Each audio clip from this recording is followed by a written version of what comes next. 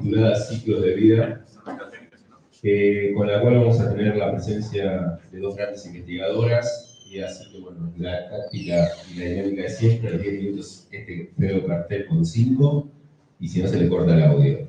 Así que bueno, en principio vamos a presentar a Camila Evelyn González, y ella nos acompaña desde la Universidad Nacional de José Paz. Así que tus 15 minutos.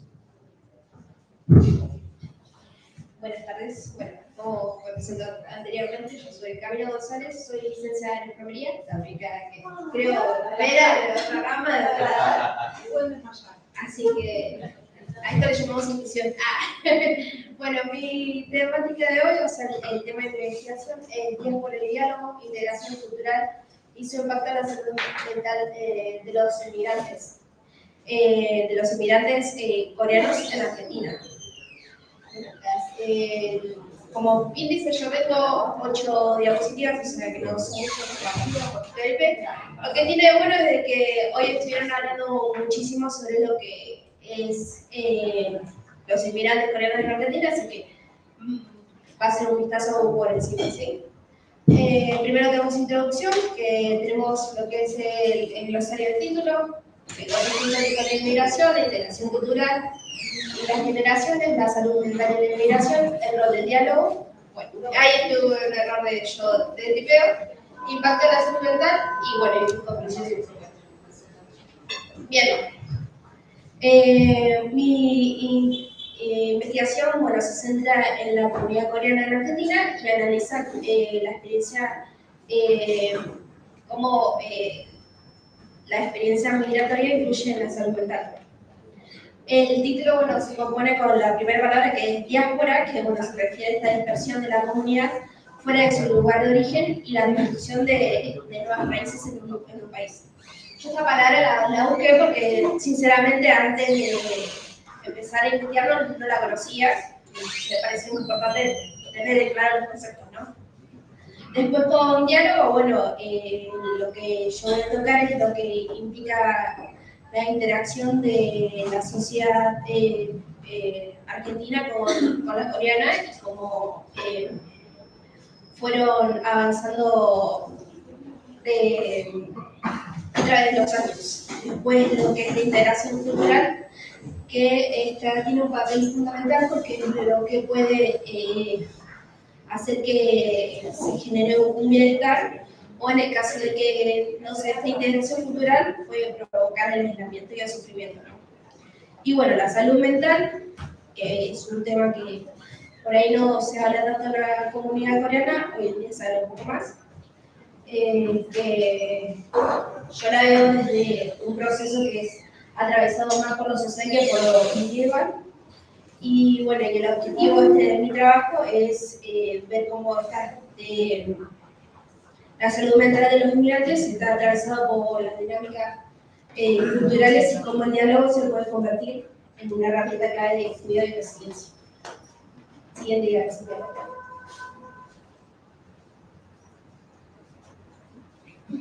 Bueno, el contexto histórico, hoy creo que estuvimos hablando bastante sobre esto. Primero se dan 2 etapas. Una más entre 1960 y 1980, que está la primera generación de coreanos en Argentina, que se divide, bueno, la primera generación tendría que ser exactamente los coreanos que vienen a Argentina, y después de esta segunda generación que son ya los descendientes, ¿no?, de los coreanos. Esa primera generación se asienta primero en el trabajo lo que es la agricultura y después el comercio textil, y se asientan principalmente en Buenos Aires, en los barrios de Flores y Avellaneda, como venimos viendo hoy anteriormente. Y en esto juega un rol principal lo que son, en este asentamiento, las iglesias y las asociaciones culturales, que fueron como fundamentales para preservar la cultura, transmitir el idioma y brindar un apoyo comunitario. Siguiente diapositiva.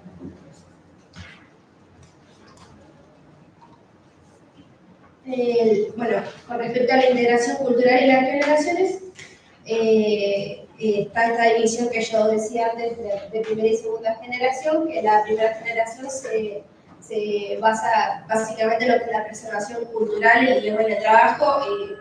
Se caracteriza mucho la comunidad coreana por esta resiliencia, ¿no? de personas trabajadoras que cumplen cierto rol en la sociedad, que en un principio estaban como muy cerrados en ellos. Y después está la segunda generación, que está esta identidad cultural, que tiene una cierta tensión entre la tradición y la cultura argentina, porque estas personas, como veníamos hablando hoy, se identifican como argentinos y no como coreanos, o les pasa esto que también se comenta que acá en Argentina por ahí los veían como asiáticos, chinos, ¿no? como de otro lado. Y cuando iban a Corea, porque como que se hace mucho esto de las familias de mandar a sus hijos por ahí un par de años allá a estudiar, para que vuelvan a tomar de sus raíces y no perder esa del idioma y de la cultura, allá no se sentían tampoco como coreanos, porque no eran tomados como coreanos. Entonces, eso es lo que vi específicamente en el trabajo, que hay una gran diferencia entre la primera y la segunda generación. La siguiente diapositiva, por favor. Bueno, con respecto a la salud mental y la migración, hay diferentes factores de riesgo y los factores protectores. Por los factores de riesgo se vio lo que es la discriminación, la barrera idiomática, el choque generacional y el conflicto. Y los protectores, bueno, que generaron la comunidad coreana en sí acá en Argentina, que es la comunidad de la resiliencia y la identidad cultural positiva. Con los factores de riesgo, lo que es discriminación y racismo, es algo que todavía sigue persistiendo hoy en día, no es algo que se fue en todo. Si hoy en día le preguntas, no digo a las generaciones jóvenes, pero sí a los adultos, si le preguntas sobre Corea, no saben que hay un Corea del Sur, Corea del Norte, o sea, todavía sí, por ejemplo, yo lo veo en mi caso muy personal de mis papás, hasta que yo no empecé a hablar sobre Corea en mi casa, ellos no tenían la menor idea de lo que era Corea y que era un país asiático, siempre se vio China y Japón. En cambio, las generaciones de ahora, también, porque la comunidad argentina también cambió un montón, ahora los papás están más en la crianza de los hijos y demás, cosas que antes no se prestaban atención. O sea, por ejemplo, con mis papás, si le preguntaba a mis hermanos mayores que tienen 30 años, si le hablaban de una banda europea que seguían, mi papá no le daba bolilla. Pero en cambio, yo que soy más chica, sí le presto más atención. Entonces, tiene que ver también con eso, ¿no? Que también la comunidad argentina cambió y ahora como que los hobbies y demás cosas que siguen los hijos son cosas que va la familia incluida. Entonces también se veía lo de los viajes que hacían, que se hacen con la mamá, que las mamás, por ejemplo, ahora si le pones un telegrama se lo ven por más que no tenga que leer subtitulado. Esas cosas no pasaban antes. Y los factores protectores de la comunidad, eso es algo que se ve muy diferente a otras comunidades, que están las iglesias, ¿no? Estas iglesias son como el pilar de lo que destaca la comunidad coreana acá en Argentina. Creo que es como lo que decían antes, venían los coreanos y forman una iglesia y es lo que hace que la comunidad persista acá, ¿no? A pesar de que muchos volvieron a Corea, esto del sentido de pertenencia en el lugar, gracias a las iglesias, hace que el asentamiento acá, por lo menos en Buenos Aires, continúe. Siguiente diapositiva, por favor. Bueno, con respecto al rol del diálogo. El diálogo intercultural es una herramienta fundamental para reducir el estigma y favorecer la integración. En mi trabajo hablo mucho sobre lo que es el estigma porque, bueno, la comunidad coreana, también la argentina, pero en Argentina se habla mucho más de lo que es la salud mental. En cambio, en Corea, los coreanos no se habla tanto de la salud mental porque se entendía como algo de discriminaciones. Si uno habla de salud mental, te tenés que ir a un loquero, si vas con un psiquiatra es porque estás loco. Son cosas que todavía quedaron como muy a la antigua, ¿no? Ahora, K-drama se está viendo más y se está hablando más de la salud mental porque, bueno, tiene la tasa de suicidio más alta de los países asiáticos, creo que ahora está segundo, y esos son temas que por ahí no se hablan en la actualidad, o por ahí con esto de Israel y la movida asiática, se ve lo bonito de Corea y esta parte fea que es la tasa alta de suicidio en población joven, ¿no? También en la adulta, pero más en la población joven. Entonces, para reducir este estigma y favorecer la integración, es necesario el diálogo. Este diálogo se da de forma externa con la sociedad argentina, en las ferias, la gastronomía, como se veía hoy, como Buenos Aires, en la Corea y demás, interno entre las generaciones para mantener esta tradición y modernidad de pasar, por ejemplo, la lengua materna, que es el coreano, y es la herramienta para reducir el estigma y fomentar la integración. Siguiente diapositiva, ¿sí?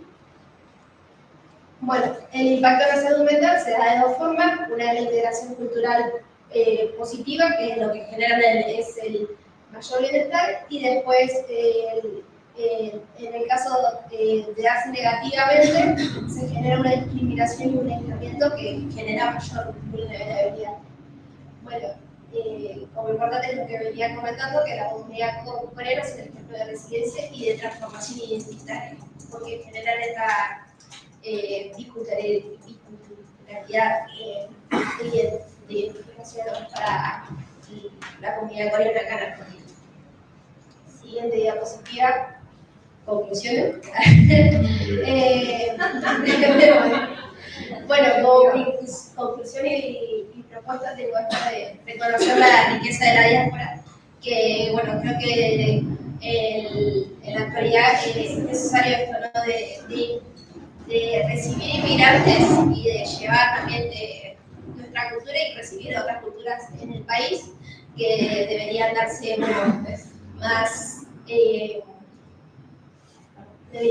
más accesibilidad para que se genere esta diáspora de manera positiva, implementar políticas de salud con un enfoque intercultural, porque bueno, el sistema de salud argentino claramente no está apto para recibir de la comunidad coreana, por una barrera de idioma claramente, y promover campañas comunitarias contra el estigma sobre los inmigrantes coreanos. ¿Qué podemos hacer?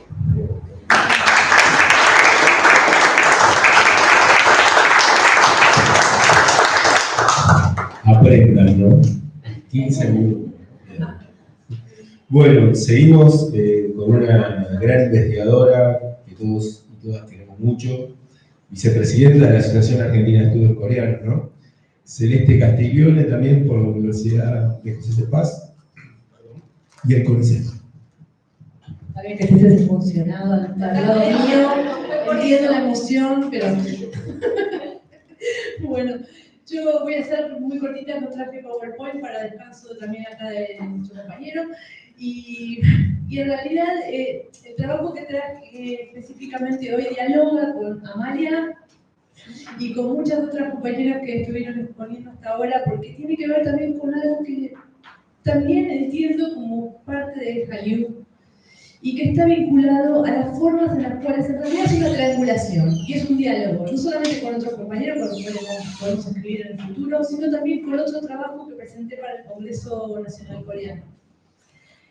Y cómo, y acá el elefante en el medio de la sala, el elefante blanco, es la muerte. La muerte y cómo los migrantes coreanos en Argentina y sus descendientes transitan y atraviesan la situación de la actualidad funeraria, habida cuenta que hay una tensión entre lo que se debería hacer lo que recuerdan, la memoria, y lo que tiene que pasar hoy en día con abrir el negocio, salir, trabajar y la vida cotidiana en sí misma.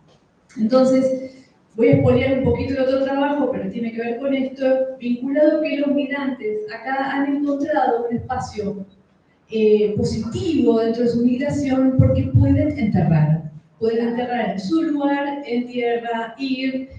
Hay buses que las casas velatorias llevan de vez en cuando a los ancianos para que vayan a dejar flores y demás, más allá de que los hijos puedan o no llevarlos. Entonces, se creó como una sensación de mucha positividad del hecho de tener su propio espacio de enterramiento, como es el cementerio de la oración, y otros espacios que después, por cuestiones VIP, tienen que ver con más de cementerios privados. Entonces, esta condición positiva que tiene la migración para algo que tiene que ver con la actualidad de la muerte también nos enfrenta a que cada vez que van a Corea las cosas cambiaron.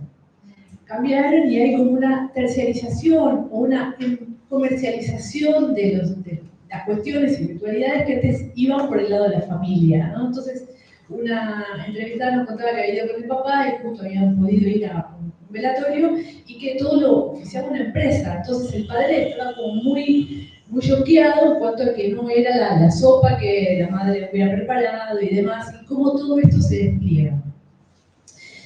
Entonces, cómo todo esto se despliega, yo lo encontré en 28 de 30 series que vi. En todos lados. Y en algunas series aparecen hasta 5 o 6 capítulos en los cuales hay un momento en el cual algo de esto se vierte. Las conversaciones importantes se dan en los cementerios, trascendentales, de políticos, de familiares y demás, y son espacios también que han cambiado. Entonces, un poco el trabajo gira en torno a cómo empezó la situación funeraria, desde los clanes, las tribus, los chamanes, para luego pasar a una cuestión más animista, con cuevas, piedras, caracoles y ocultarlo dentro de lo que es la montaña. La montaña es sumamente importante para el espacio funerario. Como después el luto era por 3 años, entre obviamente el budismo, el confucianismo, el hijo mayor tenía que estar 3 años al lado de la tumba, cómo eso después va siendo mucho más específico y reproduce jerarquías sociales, así como también una sofisticación en cuanto a los ajuares, la cerámica de celador y todo lo que van poniendo alrededor del cuerpo, y también la característica del túmulo, que es en sí una suerte de 6 losas que de alguna forma es cubierta con tierra. Y cómo ese perímetro que se arma alrededor de esta tumba es sumamente importante y también era para las clases altas. Entonces, enterrar en tierra tenía que ver con eso y cómo también ahora lo pueden hacer aquí. Bueno, obviamente después, nosotros vemos una cosa interesante en Choson, que es que se prohíbe la cremación y que eso después es recuperado y impuesto por Japón cuando ocupa Corea. Así que se vuelve a la cremación, a simplificar el rito funerario, se acorta, se hace como todo mucho más rápido y obviamente también se deja de lado y se prohíbe obviamente todo lo que tiene que ver con la piedad filial, ¿no? Tan importante en todo esto, porque si bien ya no se puede estar 3 años, por lo menos se decía un luto determinado de 3 meses o ya ni 3 días, con todo lo que tiene que ver con eso. ¿Pero es voluntario o obligatorio la cremación? ¿Voluntario o obligatorio la cremación? Es obligatorio. Obligatorio, no sé que tuvieras algún contacto, ¿no? Por supuesto. Pero entonces, acá lo que entramos es cuál es el rol del Estado dentro de todo esto. Y acá donde encontré la famosa y amada por mí Agencia de Promoción de la Cultura Funeraria en Corea. Así como también las compañeras estuvieron analizando páginas web y demás, estuve todo el verano sumergida en esta agencia haciendo la traducción de cada una de las partes y secciones, que es absolutamente maravillosa. ¿Por qué? Porque tiene no solamente una historia del pasado, hace una reconstrucción de los ritos del pasado con libros, con todo lo que tiene que ver con los fantasmas, con el animismo, con la relación y la armonía entre los mundos, sino que también tiene toda una concepción práctica. En esta situación de estar rápido y de vivir el día a día en plena competencia, lo que propone ahí son hasta PDF de cómo vos podés bajártelo y felicitar, conmemorar la muerte de una familia, al año de muerto, cómo vos podés resolver en el día a día todo lo que está vinculado a la ritualidad funeraria y al evento muerte que de alguna forma impacta en una familia o en un círculo cercano. ¿Qué se hace con eso? ¿Cómo proceder? Está rigurosamente cronometrado en esta página web que vierte esta información y que nos llega a nosotros. Y esa también es una de las preguntas de la investigación. ¿Cómo puede ser que también al otro lado del mundo llegue esta información tan específica, tan bien hecha? Y obviamente porque hay un interés por parte del Estado para que esto se conozca.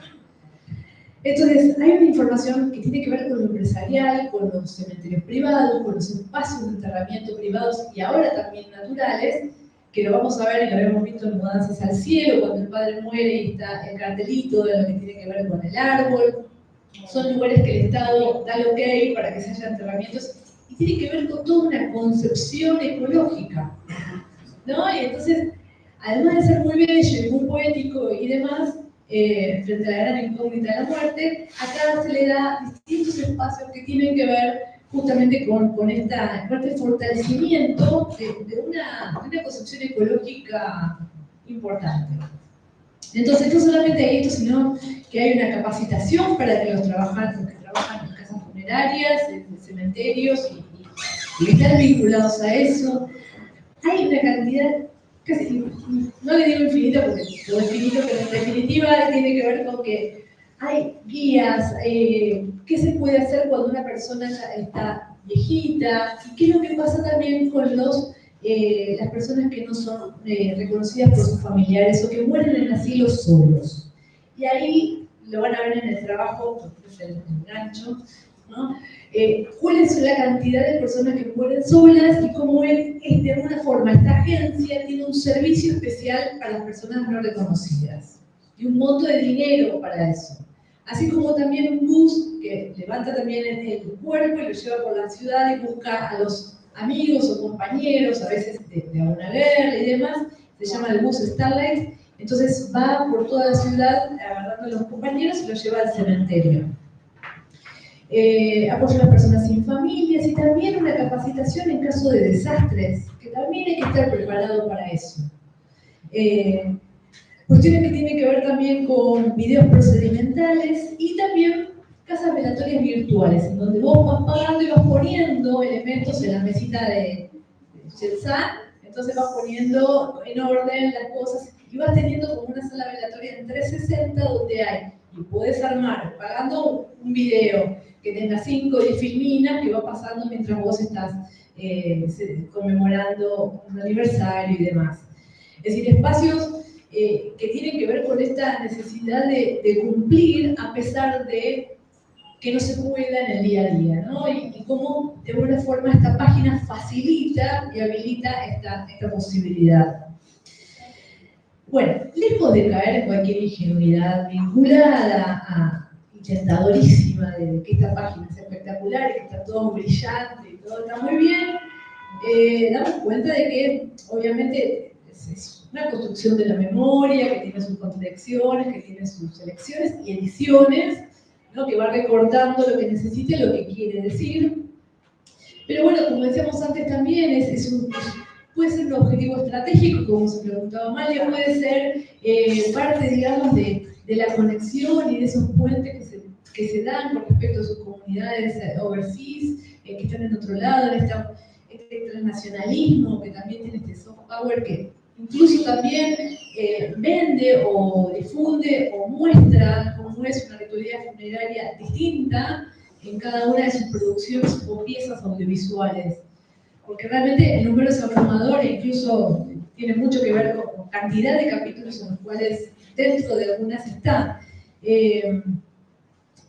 Cuando hablaba también Cami recién de la salud mental, en la última que vi, la agencia estaba también vinculada a cómo se estigmatizaba a alguien que tomaba medicina y cómo salieron todos a decir que ellos también tomaban y que si eso era un obstáculo para trabajar. Es decir, hay cosas que se están empezando a hablar más allá diplogastro, que está buenísimo, que vamos a hablar de mañana, pero hay un relato bien armado, un relato muy bello, un relato muy asequible y sobre todo vinculado a las juventudes, porque por ejemplo para Navidad hay un sorteo de pollo frito y Starbucks, si vos sacás un quiz dentro de lo que es esta página de cultura funeraria. Entonces, los ritos son obviamente actos comunicativos que organizan un sistema de diferencias, lo cual reproduce diferencias sociales también, diferencias sociales, y como producto social también entra al mercado. Entonces ahí también donde pensamos que este es un producto más que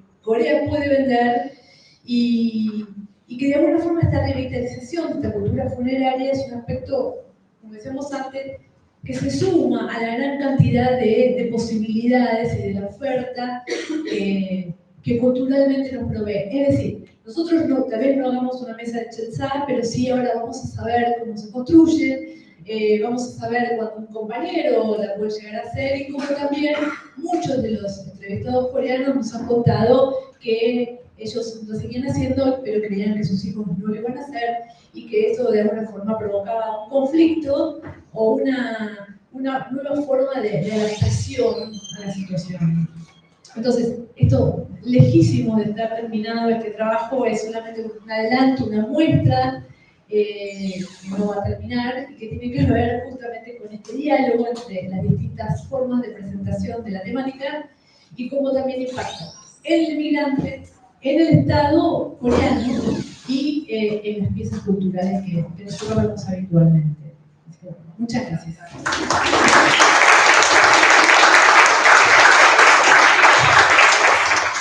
Bueno, vamos a abrir el ciclo de preguntas, que ya hay varias, veo.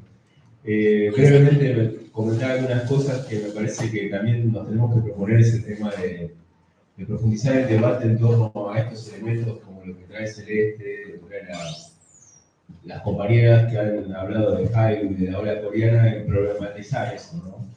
Creo que a veces medio que lo normalizamos y en esa normalización perdemos el debate en torno a ver si hay cuestiones mucho más profundas que la mera exposición de esas cosas, ¿no? Y como hay también una reproducción del capitalismo, bueno, hablamos, aunque suene medio difícil el tema y me hago cargo yo, de una Corea inventada también, ¿no? Hay una Corea que se vende, que a lo mejor dista una resignificación mercantilista de la tradición. Bueno, perdón, me salió otro loco, ¿no? Pero bueno, vamos a las preguntas entonces y Marcel.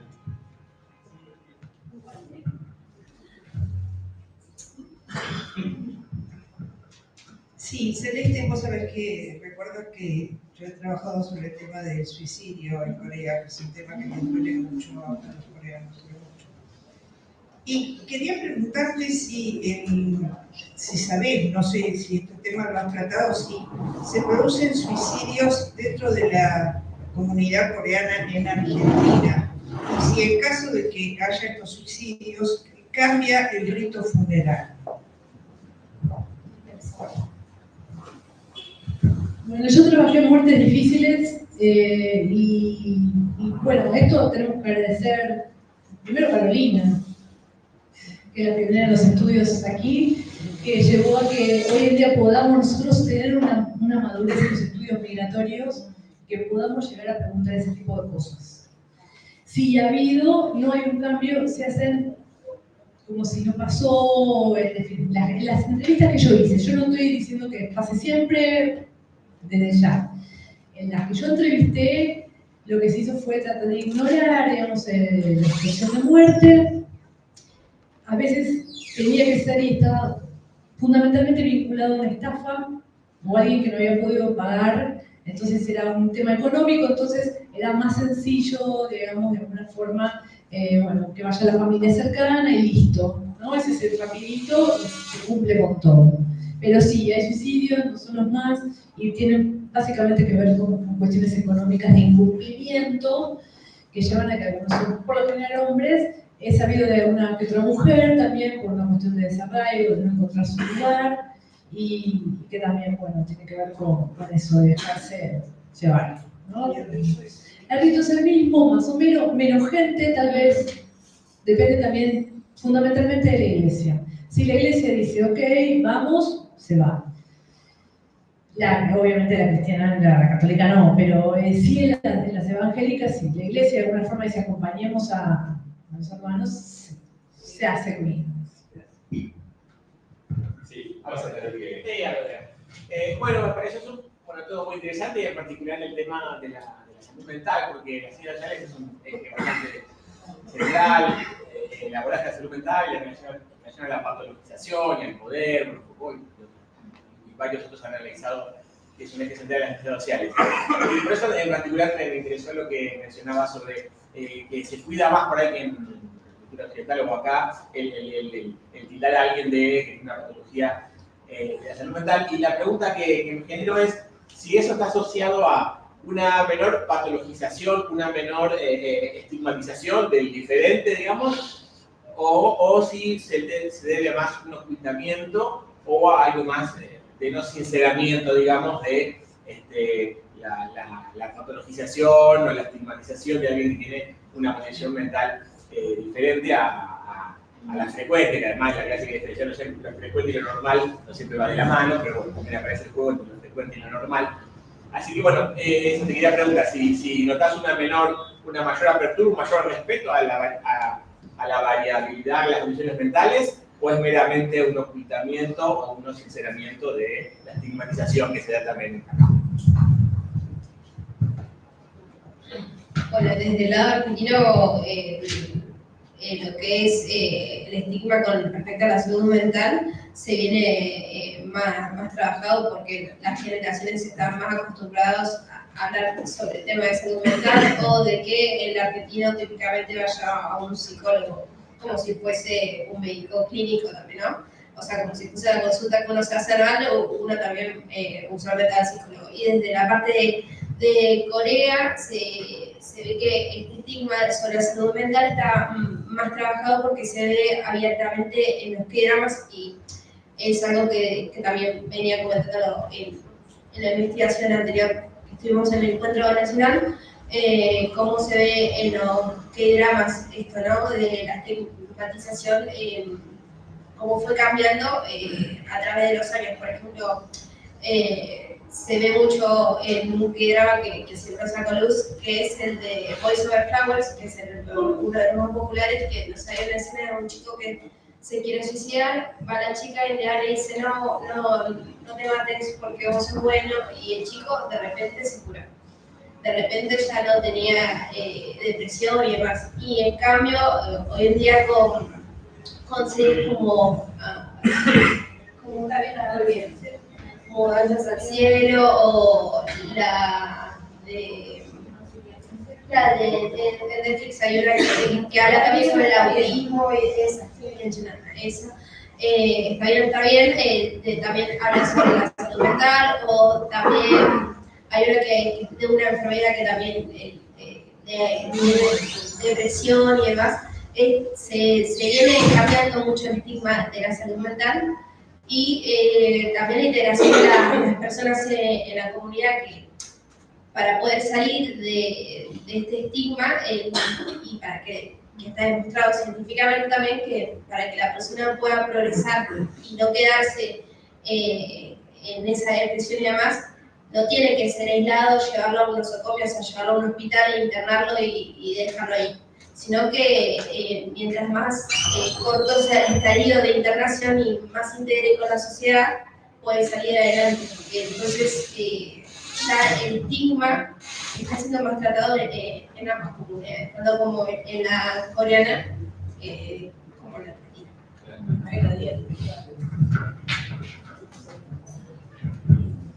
También es muy impresionante su presentación. Y sí, de mi experiencia, sí. Y soy coreana y anteriormente hace muchos años que viví en Corea. Y sí, hasta como la facultad, sí, nosotros sufrimos mucho presión. Quiero hablar bien, sí, siempre ya competencia, muy fuerte, sí, porque únicamente que como todo pasa de la historia de Corea de contemporánea Y nosotros tenemos que estudiar mucho y después logramos bien y formar tenemos de bien de nivel alta de educación. Y únicamente que escalar de entregar de la sociedad. Pero ahora ya no funciona más. Pero y siempre ya nosotros siempre ocultamos que sentir triste o deprimida. Solamente nosotros como aguantamos mi culpa, todo de mi culpa, por no soy genial, por eso sí así. Pero el tema de como inmigrantes coreanos, otra cosa, por sí, como adaptar bien de otra sociedad y además lograr bien, de bien alta de educación, ¿sí? Por ahora sí, un gran asunto en Corea, ¿sí? Ahora ya muy general que tratamiento de psicólogos, pero cuando era niña, todos ya ocultamos, ya por coreano, después de la guerra de Corea, el tema de Corea es sobrevivir, no es vivir, sobrevivir. Sí. Bueno, muchas gracias. Una breve muy rápido de que a mí me gusta mucho tu trabajo, Celeste, y ahora pensando en esta presentación que hacías, más allá de la entrevista, ¿qué tanto podrías contarnos un poquito con el proceso etnográfico? Esta idea de hacer o crear por, ya lo venías haciendo aquí en Argentina, pero ahora de otro lado, fue igual, fue comunismo, ¿no? Pensar un poco en lo que nos comparten ahora. Esa confianza y poder llegar a... Sí, no, bueno, lo que pasa con la muerte es algo muy importante, y aprendí que cuando uno va a hacer una entrevista, no es igual que acá en Argentina, olvídate, es igual. Bueno, pero me puede dar 15 minutos de entrevista, qué sé yo, y después son 2 horas y media, donde te cuentan cómo trajeron el traje para el padre, cómo el padre lo dejó preparado, es un tema que genera muchísimo interés, mucho compromiso y sobre todo algo que está vinculado con este giro que nosotros hacemos, vinculado a lo emocional, que evidentemente siempre estamos corriendo a la muerte de nuestra vida porque estamos apuradísimos, pero cuando te impacta te toma y es un poco también lo que ellos quieren dejar como testimonio, este limbo en el que ellos están. No se llegó a la hipertecnologización que se tiene allá, ni tampoco es la Corea recordada de los abuelos que todo el tiempo estaban pensando. Hay un mix, un híbrido, como decía antes María del Valle, un híbrido en el cual los entrevistados que yo hice, entrevistas en profundidad, estaban orgullosos de estar transitando, ¿no? Tenía como un plus, así que realmente es muy interesante la temática. Los duelos previamente en Corea eran mucho más largos que, por ejemplo, los duelos de las sociedades occidentales de hace décadas. Sí, muchísimo. De 3 años a 3 meses, después, bueno, los 49 días, si eran budistas o... Sí, depende. Ahora el tema es de la practicidad de terminar con todo. Bueno, gracias a las dos expositoras, un fuerte aplauso. Y seguimos con la mesa 5.